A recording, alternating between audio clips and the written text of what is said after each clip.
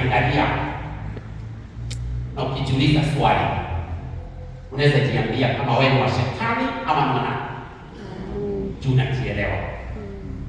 Kila mmoja wetu anajifahamu hapa, kwa sababu licha ya kuwa tunaweza wadanganya watu, lakini hauwezi mdanganya Mungu na huwezi kujidanganya.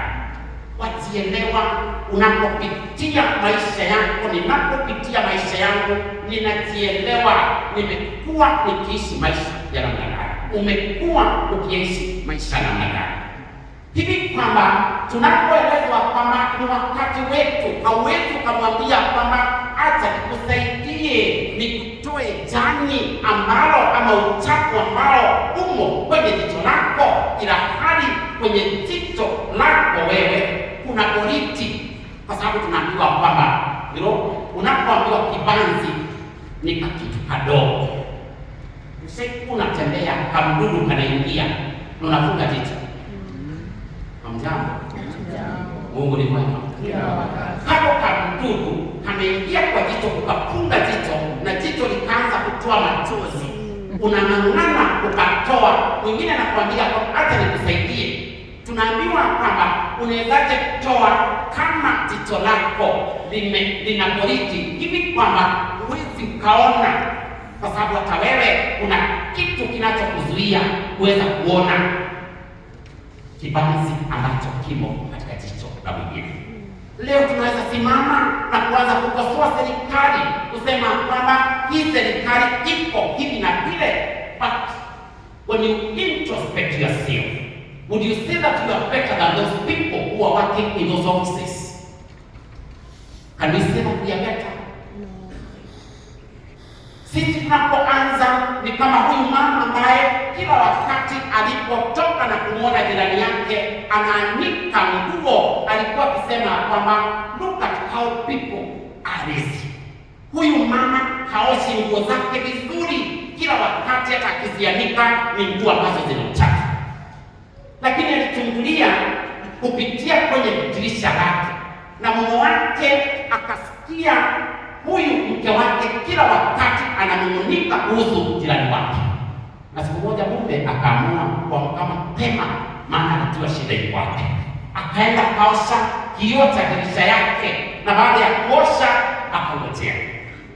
Huyu mama alipokuja asubuhi, anaona yule mama anaanika nguo, akasema angalau leo ameosha vizuri. Kumbe shida haikuwa kwa yule mama, shida ilikuwa kwa huyu mama na kile kioo ambacho alichungulia yule mwenzake akianika nguo. So ndipo tunaambiwa kwamba nyani haoni kundule. We only look at ourselves, we will not do the injustices that we do to our fellow brothers and sisters. We will not even condemn them, because no one is worthy before God. Who is worthy? Tunarudi katika Zaburi 130. Mungu, kama ungalihesabu maovu yetu, ni nani angelisimama? Lakini kwako kuna msamaha wa dhambi. Every now and then you may not be able to tell who will reach heaven and who will not reach heaven. Tunaweza fikiria kwamba sisi mbinguni ni yetu, maana sisi tuna sakramenti 7, lakini ukute hata wale ambao hawana sakramenti, they only go to a ministry that belongs to an individual, wako mbinguni. Kama vile nimwambia, huyu mtu alipofika mbinguni alidhani ya kwamba bado yeye ni headmaster. Ndio kuangalia nani amekuja huko. Huyu alipiaje? Na huyu alikuwa mrefu. Huyu alikuwa mwizi. Huyu alikuwa anachukua wana za watu. Kwa sababu hata wale walikuwa wanachukuliwa walikuwa watoto. You know, we are very good in condemning. Na ninakuta ya kwamba mama anatoa fujo kwa mama mwingine ati amechukua mke wake ama mume wake. Amechukuliwa ni mtoto. Unataka kuuliza, ni mtoto achukuliwe? Si hata yeye ana uamuzi wake. Yule ambaye ni mtoto ni yule ambaye hata serikali inajua hizi za maina na maina itafungwa vizuri. Lakini somebody with ID na anaweza kujitetea na sema ya kwamba acha nikae kwangu. Mungu ni mwema.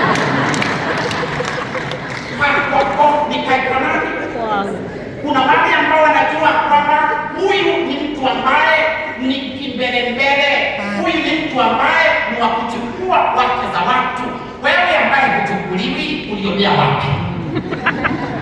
Ulionea wapi? Ni kumaanisha kwamba it is in here what your thoughts, because they become your words. What your words, they become your actions. What your actions, they become your habits. What your habits, they become your character. What your character, it becomes your destiny. Habit formation is a character formation. Mtu ambaye ni mdomo hafungi. You know, sometimes mimi huomba sana wale ambao ninawajua na mdomo, tukutane mbele, tuone nani atafika mbele ya mwingine. Wewe saa zote wanamnyaka na maneno yake, tunabeba, endelea kubeba. Mimi hata nimesaidia kubeba huo mzigo.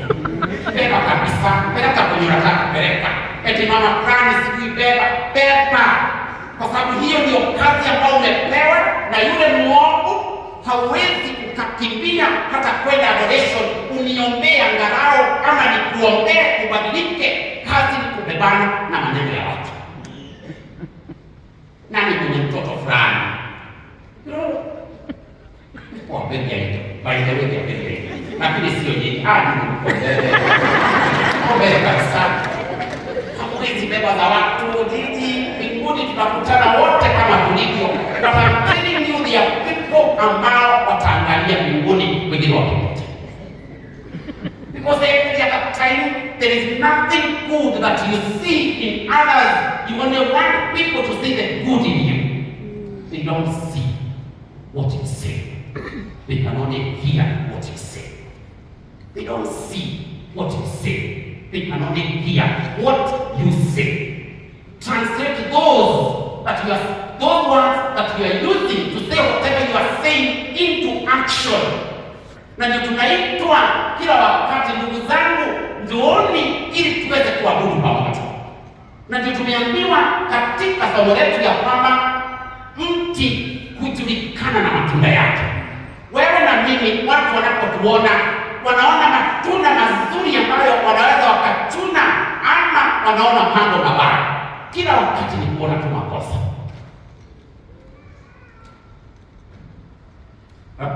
Kila wakati hicho kitambaa kingewekwa hivyo, mwenye aliweka sijui alikuwa wapi, angetumia viti ndio apime ili isiteremke sana. Hiyo maua hata kwenye imepandwa yarede haingekuwa juu, ingekuwa kule chini. Hakuna kitu kizuri unachoona. Na ndio tunasema kwamba kuna watu kweli wameamua watumiwe na yule mwovu. To never see anything good.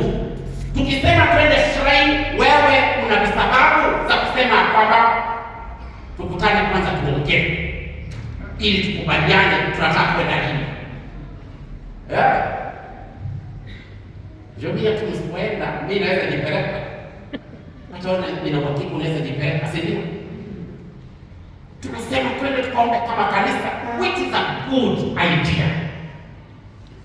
But for you, you'll never see anything good that we say. Hata ukakute ya kwamba pengine hii ni, unajua kuna mtu ambaye alikuwa hapa tulipounda hizi boxes, alikuja akazitoa na akaziweka kule, ati nimeambiwa na Yesu nizitoe hizi hazitakikani kwa hii kanisa. Nikasema utapeleka pepo zako mbali. Hizo ni pepo na hautatuletea hapa.